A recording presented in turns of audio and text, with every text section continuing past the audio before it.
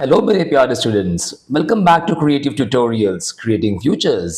मैं हूं marine engineer Sajid Khot, आपका टीचर, आपका मेंटर और आपके सक्सेस जर्नी का साथी। आज हम मैथ्स का एक बहुत ही इंपॉर्टेंट कंस्ट्रक्शन क्वेश्चन सिर्फ 5 इजी स्टेप्स में सीखेंगे। अगर आप भी एग्जाम में फुल कॉन्फिडेंस के साथ स्कोर करना चाहते हैं तो वीडियो को एंड तक जरूर देखिए। चलिए शुरू करते हैं। आज हम प्रैक्टिस सेट 4.1 का क्वेश्चन नंबर 4 सॉल्व करेंगे। क्वेश्चन है, draw an obtuse angled triangle LMN, draw its altitudes and denote the orthocenter by O। सबसे पहले बच्चों ये समझते हैं कि क्वेश्चन हमसे क्या कह रहा है।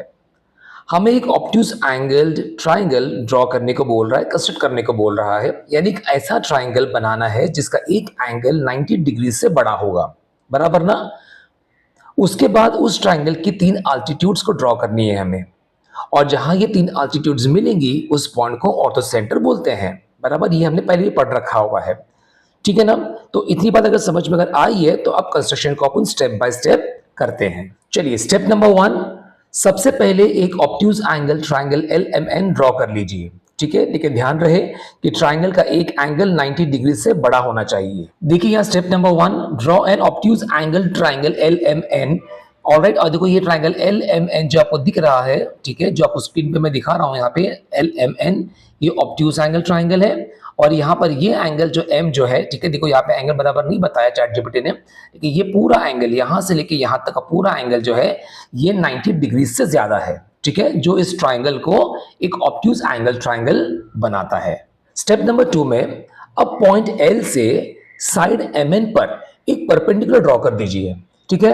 हाँ, अगर जरूरत पड़े तो साइड MN को एक्सटेंड भी कर सकते हैं, ठीक है, जैसे आपको फिगर में दिख रहा है। ऑलराइट, देखो मैं अगर दिखा दूं, देखो ये जो MN जो है यहाँ का, इसको ये डॉटेड लाइन से इसको आगे एक्सटेंड किया हुआ है, बराबर, ताकि जब ये L से जब नीचे आएगा परपेंडिकुलर तो बराबर इसके ऊपर आकर के रेस्ट करेगा, ठीक है।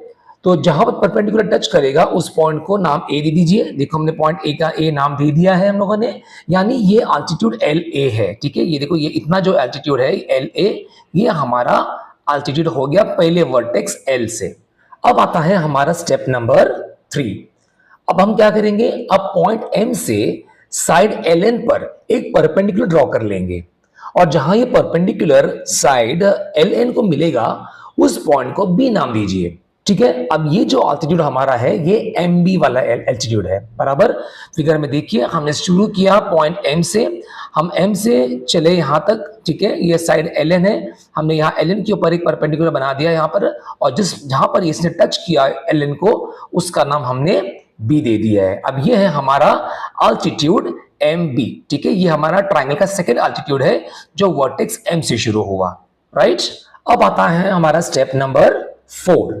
अब हम क्या करेंगे, अब पॉइंट N से साइड LM या उसकी एक्सटेंशन पर एक परपेंडिकुलर ड्रॉ कर लेंगे, ठीक है, और जहां ये परपेंडिकुलर मिलेगा उस पॉइंट को C नाम दे देंगे, और ये हमारा अल्टीट्यूड NC कहलाएगा, ठीक है। फिगर में समझते हैं, हमने शुरू किया N पॉइंट से, बराबर ना, यानी कि N वर्टेक्स से।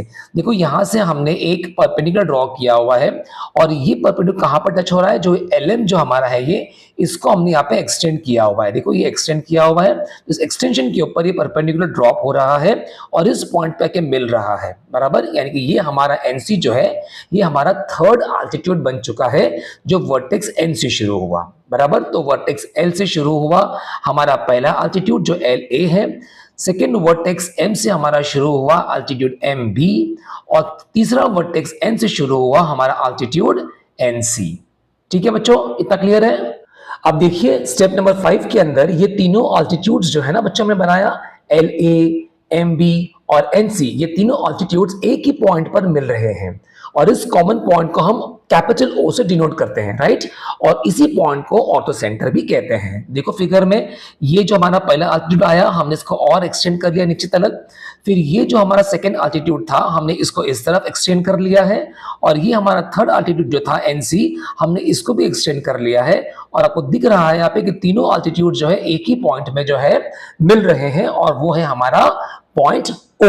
ठीक है, वो कॉमन पॉइंट है हमारा और उस O पॉइंट को जो है हम कहते हैं ऑर्थो सेंटर। देखो हमने यहाँ पे लिखा हुआ है कि ortho centre is outside the triangle, क्योंकि हमने पढ़ा था प्रीवियस वीडियोस के अंदर कि जब भी हमारा एक ऑब्ट्यूज एंगल ट्राइंगल होगा तो उसके अल्टीट्यूड्स का जो ऑर्थो सेंटर जो होगा, जो उसका मिलना होगा और तीनों अल्टीट्यूड्स का, वो ट्राइंगल के बाहर होगा और ऐसे चीज को हम कहते हैं कि ये ऑर्थो सेंटर एक्सटीरियर है, ट्राइंगल के बाहर है। राइट चलो तो आप फटाफट जो है कुछ की टेक अवेज जो है ना उसमें क्या क्या है वो देखते हैं जरा। पॉइंट नंबर 1 है कि ऑब्ट्यूज ट्राइंगल में ऑर्थो सेंटर हमेशा ट्राइंगल के बाहर होता है। ठीक है, और ये एग्जाम का बहुत इंपॉर्टेंट पॉइंट है, याद रखना। मैंने पहले ही बताया था आपको कि एग्जाम्स में पूछते हैं। ठीक है, देखो आपको दिख रहा है यहाँ पे पॉइंट नंबर 1, देखो in an obtuse triangle the orthocentre lies outside the triangle. बराबर।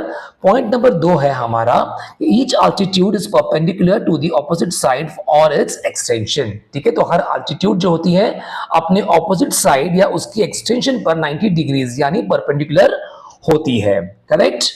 और फिर देखो point number 3 denote the orthocentre by O, और यहाँ देखो हमने लिखा है रिमेंबर के अंदर कि altitudes always meet at one common point called orthocentre, यानी कि ट्राइंगल के तीनों अल्टीट्यूड्स जो है बच्चों हमेशा हमेशा हमेशा याद रखना हमेशा एक ही कॉमन पॉइंट पर मिलती है और इसी कॉमन पॉइंट को ऑर्थो सेंटर कहते हैं। ठीक है, इसको बिल्कुल नहीं भूलिएगा बच्चा। अगर एग्जाम में ऑब्ट्यूज ट्राइंगल का ऑर्थो सेंटर पूछा जाए आपको तो हमेशा याद रखिए ऑर्थो सेंटर ट्राइंगल के बाहर ही बनेगा। ऑर्थो सेंटर ट्राइंगल के बाहर ही बनेगा। ये पॉइंट स्टूडेंट्स अक्सर भूल जाते हैं, इसलिए इसे अच्छे से याद रखिए। ठीक है, बस इसी कंसेप्ट को याद रखोगे तो ये क्वेश्चन बहुत आसानी से सॉल्व हो जाएगा। ऑलराइट, चलो फटाफट से ही हम थोड़ा रिवाइज कर लेते हैं हमने क्या किया इस क्वेश्चन के अंदर। सबसे पहले हमने ऑब्ट्यूज ट्राइंगल बना लिया था, ड्रॉ कर लिया था हमने। उसके बाद हमने पॉइंट L से MN पर परपेंडिकुलर ड्रॉ किया था। फिर हमने तीसरी चीज क्या की, हम लोगों ने पॉइंट M से LN पर परपेंडिकुलर ड्रॉ किया।